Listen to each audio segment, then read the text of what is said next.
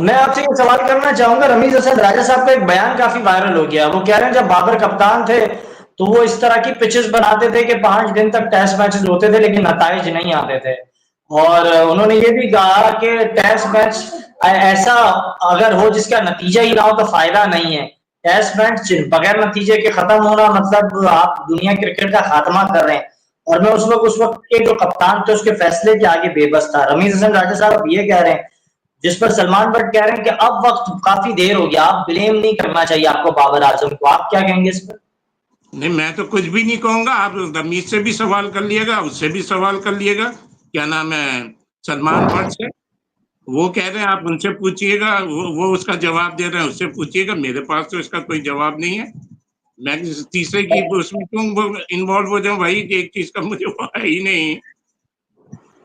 तो फैजान बागर नकवी, आप समझते हैं रमीज हसन राजा साहब शायद देर से उठे, उन्हें बहुत पहले उठ नहीं जाना नहीं, चाहिए था? मैं बिल्कुल नहीं, मैं बिल्कुल ये नहीं समझता देर से उठे।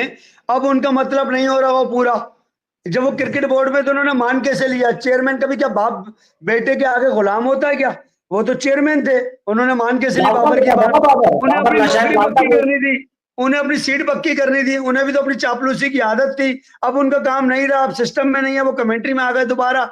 जब तो बात ही यहाँ पर हर कोई जब अपना काम कर लेता है ना, अपने बेनिफिट पूरे हो जाते हैं, तब वो आगे दूसरे खिलाफ खड़ा हो जाता है। शुएब हबीब साहब ने बहुत अच्छा जवाब दिया है कि वो किसी की बात क्यों कि रमीज राजा जो है वो अलाइनमेंट से खेले under Shoaib Habib sahab. He is most senior than Rameez Raja. तो रमीज हसन राजा को जवाब देना शुएब साहब का बनता नहीं है, क्योंकि शुएब साहब मोर देन बिगर प्लेयर। ठीक है, पाकिस्तान नहीं खेले और किसी की अपनी किस्मत होती है, रास्ते होते हैं, मामलात होते हैं उस दौर में, मगर शुएब हबीब साहब का कद उनसे बहुत ऊंचा है हर हवाले से। क्रिकेट में बासित अली से कद ऊंचा है और दीगर बड़े लोगों से कद उनका ऊंचा है। बात यह कि मेरी अपनी एक लॉजिक है, मैं यूं कह सकता हूँ बात कि रमीज राजा साहब देर से नहीं उठे, वो उठे भी देर से हैं, उठते ही देर से हैं, हर काम वो देर से करते हैं। जब उनके जहां मरासिम होते हैं, ताल्लुकात होते हैं, जहां उनकी दोस्ती आ रही निभानी होती है, वो काम करते हैं। रमीज राजा ने इमरान खान की दोस्ती थी तो रमीज राजा है ना चेयरमैन, वरना तो हुमायूं पैदा का नाम आ रहा था, बहुत अच्छी तरह नाम जानते हैं। शुएब हबीब साहब अलाइड बैंक के टाइम पर एक दिन के लिए उनका नाम भी मार्केट में चला चेयरमैन के लिए, हुमायूं पैदा साबिक first class player from allied bank. वो क्योंकि रमीज के क्लोज भी थे, दोस्त भी थे, और इमरान खान के भी दोस्त थे, मैं होते हैं, तो उनका नाम नहीं आया। रमीज हसन राजा आगे आ गए, फिर रमीज राजा आए तो 92 के खिलाड़ियों के सेलिब्रेशन भी हुई, सब खिलाड़ी बैठक भी हुई इमरान खान के साथ और मुलाकातें भी हुई। तो रमीज हसन राजा ने जो खदमात अंजाम दिए क्रिकेट बोर्ड के लिए, उससे सब आए हैं, सब जानते हैं। उस पर बात करना मेरे लिए किसी टाइम जाया करने जैसी है। उन्होंने खुद भी कुछ नहीं किया पाकिस्तान क्रिकेट के लिए। यहाँ पर जो भी सीट पर आया है उससे सीट के मजे लिए हैं और सीट को इस्तेमाल किया है, काम नहीं किया। पाकिस्तान की क्रिकेट कहां बुलाई?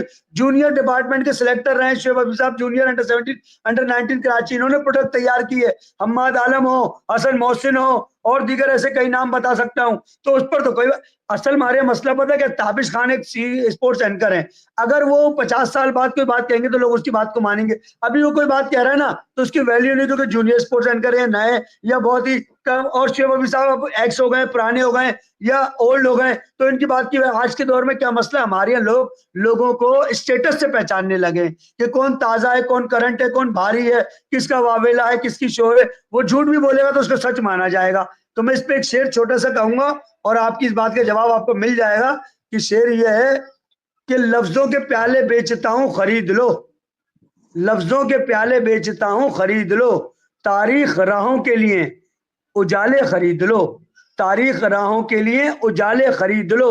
मुझसे ना हो सकेगा अमीर शहर का एहतराम, मुझसे ना हो सकेगा अमीर शहर का एहतराम, मेरी जबाबंदी के लिए ताले खरीद लो। इंग्लैंड को हरा देता साउथ अफ्रीका। आपकी तो जीत के लाले पड़े हुए थे, आपकी तो अपनी जीत के लाले पड़े हुए थे। आप अपनी टीम को देखते नहीं है, ठग देनी इंडिया में घुस जाते हैं। और इंडिया को छोड़ो यार, अपनी टीम को देखो, कितने टेस्ट मैच के बाद जाके आप टेस्ट मैच जीते। अभी तक मिसाल के तौर पे शान अगर आ गई है कि कल रन नहीं करता तो क्या फिर यही आज तक की तारीख जो आज पहला टेस्ट मैच था, शान टीम में डिजर्व नहीं करता। आप ये जब आप बाबर आजम जैसे प्लेयर को बिठा सकते हैं, इमाम कम बैक नहीं कर सकता, तो ये कौन सी खूबी है शान में? आज तक की क्रिकेट की बात कर रहा हूँ। अगर कल वो 100-150 कर दे, और उसको करना चाहिए क्योंकि आप टीम के कप्तान है, आप पे जिम्मेदारी है, तो इस तरीके से दूसरे को नहीं देगा। शान ने तो खुद अपने 2 इस टेस्ट मैच से पहले क्या प्रेस कॉन्फ्रेंस करी थी कि हमारे पास तो 20 आउट करने वाले बॉलर ही नहीं है, हम तो इंग्लैंड की टीम को फॉलो करेंगे, उनकी जो पॉलिसीज है उनको उनसे देखेंगे। अब क्या हुआ, इंग्लैंड तरसी भी है या नहीं? तो ये बातों की क्रिकेट नहीं होती यार, क्रिकेट सुबह ग्राउंड में होती है, और क्रिकेट बैट और बॉल जब मिलते हैं ना, वो क्रिकेट कहलाती है। कि इंडिया में क्या हो रहा है इसमें, हो यार पहले अपने घर को तो देखो, अपने घर को तो सुधारो।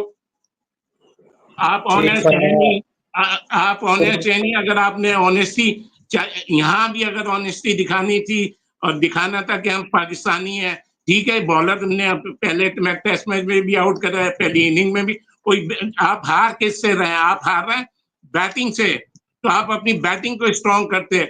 आपने वही अपनी अनाएं बनाई हुई है, वही अपनी जिद बनाई हुई है, वो इसको ये आ गया तो इसने ये कर दिया, ऐसा नहीं होता। बाकी गुड लक पाकिस्तान।